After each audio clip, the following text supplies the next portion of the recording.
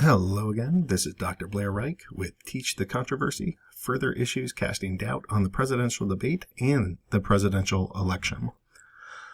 So look, the debate between Hillary Clinton and Donald Trump was an insult to the intelligence of every American on this planet. The debate featured only two of the candidates, and there are four people that have enough chance at electoral votes to actually get elected to be president. So it narrowed the scope and what was actually talked about. And then what not only was it narrowed, it was like meaningless. A third of that debate was devoted to tax returns and birther issues, which has absolutely nothing to do with what foreign policy looks like, what domestic spying looks like, with what civil liberties and peace or anything on this planet looks like. They are fluff topics. They are idiotic distractions that have almost nothing to do with the real world. Hillary Clinton's scandals are a mile long, but none of that's talked about. Where were those at? So overall, it was a terrible display by both of them, and neither of them really won that debate. Both of them lost, and the biggest losers were the American people. I love this Twitter comment. The only winner tonight is the Voyager probe, which is speeding away from the Earth at 17 kilometers per second. That about sums up the debate. And I can't help but feeling that this whole debate is a sensational cover-up for the really important things that are happening. In this case, I think that the biggest story that isn't front page news everywhere but should be is that the Chinese yuan is getting included in the international basket of currencies, sort of a super conglomeration of central banks have started issuing this thing called SDRs, and it's this like super sovereign currency. It would be above the US dollar, above the yen, above the ruble, above the yuan. It's creepy because in order to have global governance, you need to have a global currency. And literally today, as of today, all of the different pieces to have a global currency are now in place, and that is freaky. And barely anybody's talking about it. Forbes has one article about it, but it's not like this is front page news everywhere, and that's driving me nuts. Then you add in the fact that like Brad Pitt and Angelina are getting divorced, and that feels like a gigantic spectacle that's taking away from anything else that might be happening in the world. And I'm just left with this quote in my head from George Carlin of, "It is a big club, and guess what? You ain't in it." So nowhere was that more clear than this picture of George Bush and Michelle Obama hugging. I mean, these two presidents could not have been more diametrically opposed in their rhetoric, but in their actual presidency, they couldn't have been more similar. I'm so frustrated that Obama looks to have had the third and fourth term of George Bush. We've bombed 7 countries. We're still at war with Iraq and Afghanistan. We actually surged in both of those countries. The Federal Reserve is still in power. Obama stood up during the financial crisis and said, technically the banks have done nothing wrong. They packaged shitty loans, sold them at a AAA rate. That's just basic fraud. Guantanamo is still open. The war on drugs is still going strong. Literally in Syria, the United States Air Force is providing air cover for ISIS ground troop activity. Either ISIS is an arm of the U.S. military or the U.S. military is an arm of ISIS. Either way, these two forces are working together. That is so not okay. There are more blacks in prison than there were slaves back in the day. Like, privacy is gone. Spying is everywhere. It's incredibly creepy, where government has gone to. It's beyond, I'm beside myself. Now, if that's not enough to make you think it's a big club, here's the senior George Bush saying he's voting for Hillary. So now I can link George Bush Sr., George Bush Jr., Hillary Clinton, and Obama, all sort of chummy, all best friends. So part of what is inspiring this is that I got sent 2 articles by Justin DeChamps of Stillness in the Storm. And he showed me articles that said that Bush used to wear earpieces.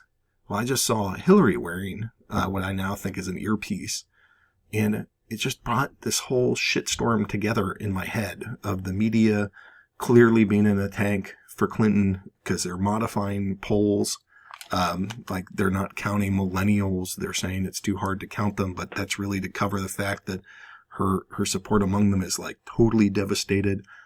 So they keep modifying how they poll in order to keep showing her with a lead. You have like debate moderator Lester Holt and Hillary going back and forth, signaling to each other, the use of body doubles. And there's just so many data pieces that make me think that this whole thing is a giant charade. So what's my point? The point is that this earpiece thing is like some pretty strong circumstantial evidence to me of that big club that we're not in and how it works. Because Bush, Obama, and Hillary Rodham Clinton were all being wired, and they were all being wired in the same way. And so it makes me think that all three of them have the same group of handlers that are telling them what to say. So it doesn't matter who you elect. It doesn't matter what figure or how they speak or what they say. It's this invisible team off to stage right that's actually in power, that's actually running this country. And this is just, to me, some just very strong circumstantial evidence in terms of how that works. So in case you missed the debate, here it is. Hillary Clinton is believed to be wearing a wire. You can actually kind of see it right here. That's the earpiece, the flesh color earpiece. But you can pay attention to this whole thing. You can see her staring off into the distance every now and then. I don't think that's dementia. I think she's actually listening to what's in her ear.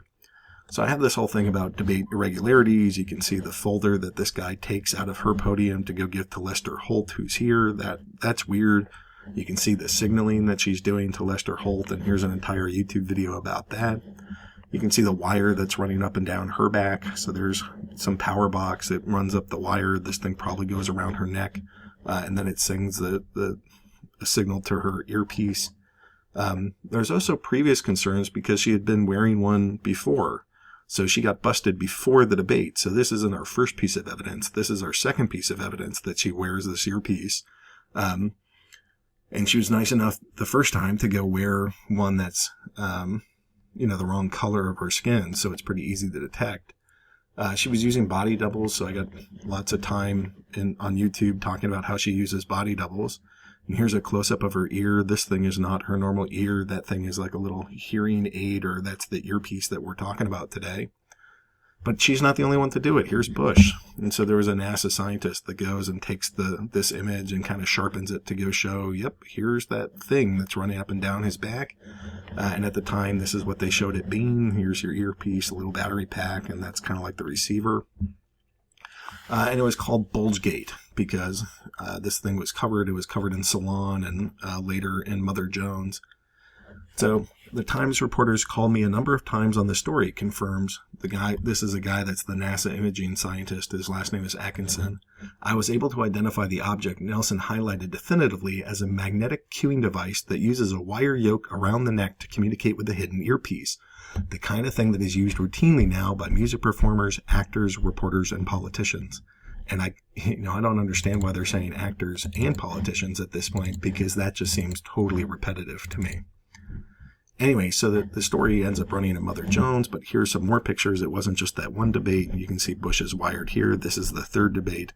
There's that battery pack, and it kind of goes up. And so you can find more about that story. I have some links included in the Steemit article. So now I'm convinced that George Bush was using this. I didn't look. I wasn't terribly awake. I was like against the wars, but not awake to just the entire level of scam that's going on. But not only was Bush doing it, but here's evidence that Obama was doing it. There's that little thing sitting in his ear, too. So this goes back to the 2012 debates. You can see that piece, the different colored flesh in his ear here. So there it's sitting right there.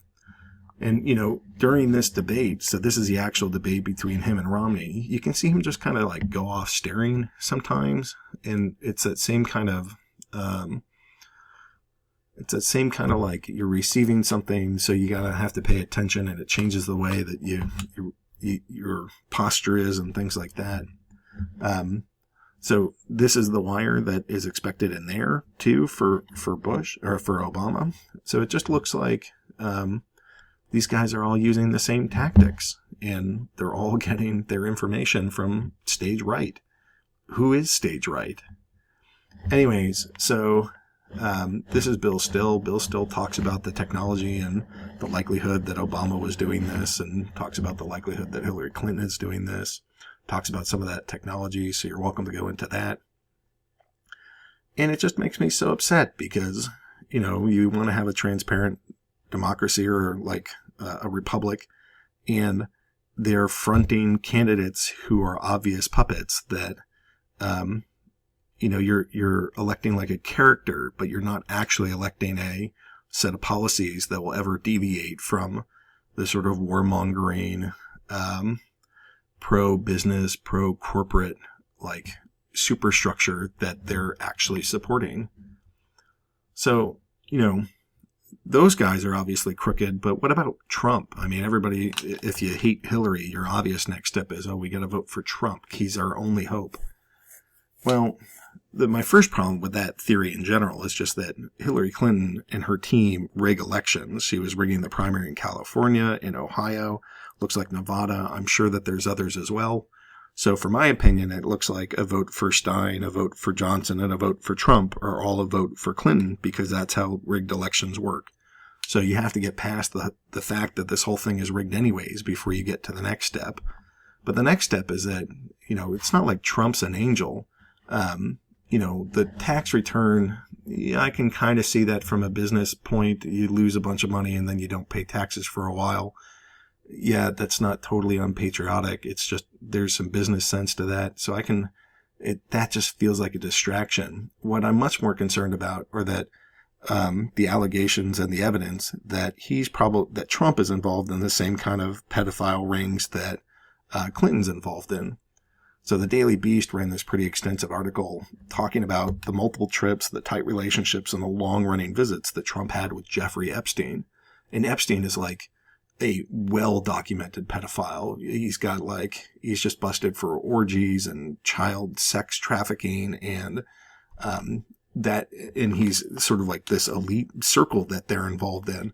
So he got off light, but he even acknowledges that he was involved in this. He's like settling things out of court with girls that are suing him. None of that looks clean. And the fact that, Trump denies there's a lawsuit, and the lawsuit names Trump and Epstein, and Trump denies that he raped a 13-year-old girl multiple times. But that said, he still acknowledges the friendship with this known pedophile. He said, this is him talking. I've known Jeff for 15 years. He called him a terrific guy. He's a lot of fun to be with. It is even said that he likes beautiful women as much as I do, and many of them are on the younger side. No doubt about it. Jeffrey enjoys his social life. Well, here's the lawsuit that's brought up against Trump. This is the piece that's just totally disgusting about him. Defendant Trump initiated sexual contact with plaintiff at 4 different parties. On the 4th and final sexual encounter with defendant Trump tied plaintiff to a bed, exposed himself to plaintiff, and then proceeded to forcibly rape plaintiff. During the course of this savage sexual attack, plaintiff loudly pleaded with defendant Trump to stop, but with no effect. Defendant Trump responded to plaintiff's pleas by violently striking plaintiff in the face with his open hand and screaming that he would do whatever he wanted. That's intense. So, I'm not quite ready to go look at Donald Trump as a savior from all these things. Is he guilty? I don't know. I don't claim to know. But his 15-year association with an extremely well-documented pedophile doesn't look good. So it's possible that all of his business was just on the up and up, and he happened to be doing business with a guy that was illegitimate and was a pedophile and a known pedophile. But it's also likely that he actually raped this person. And the in-between answer is that it's entirely possible that the Clinton team, which is like the most corrupt team on the planet, would easily do something like this either to blackmail him or would even just create charges in order to go make him look bad. So the allegation in this, and there's a witness to this too, is pretty disgusting. So there's that, but then there's also the fact that there's some unsavory parts of Trump where, he's photographed hanging out with KKK members, and the whole America First slogan, that's like a really KKK kind of line. And it's meant to go hide into like a normal discourse, just like white power kind of statements. So, now I also wouldn't normally show like an attack ad because I'm sure that the attack ads are mostly bullshit, but here's actually a pretty good one.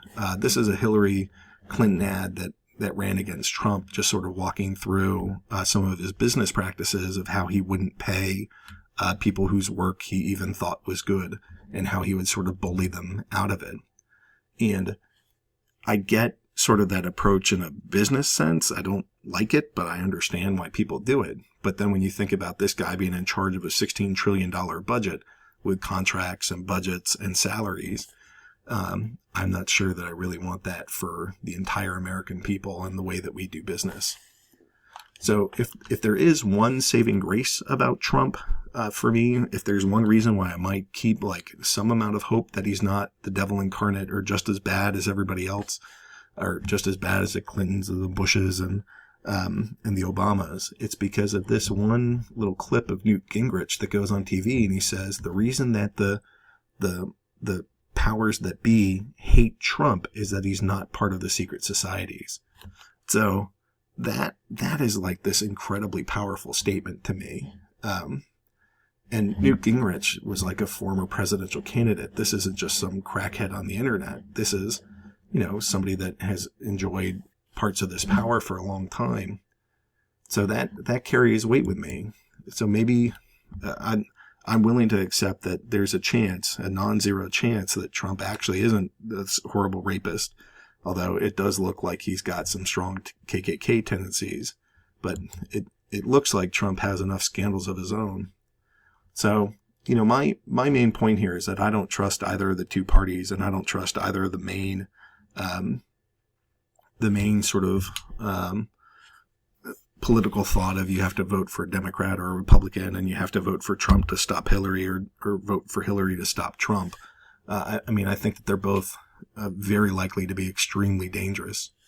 So I have two alternatives that I would advocate. This is sort of a satirical look at this. It's a rap battle between Hillary and Trump, and sort of looks at some of their policies and poor decision making and the scandals that they've been involved in, and ultimately argues for something like vote for third-party candidates. And another one is just to withdraw your consent from the system. This is George Carlin saying why he doesn't vote. And that's another option too. I just can't. There's no part of me when looking at this that makes me feel safe or like it's going to improve the direction of our country by putting either Clinton or Trump into power. And that's where I land. So, I just thought these things are standing out to me, that again, it's this big club. We're not in it. And that club is not working in our best interests.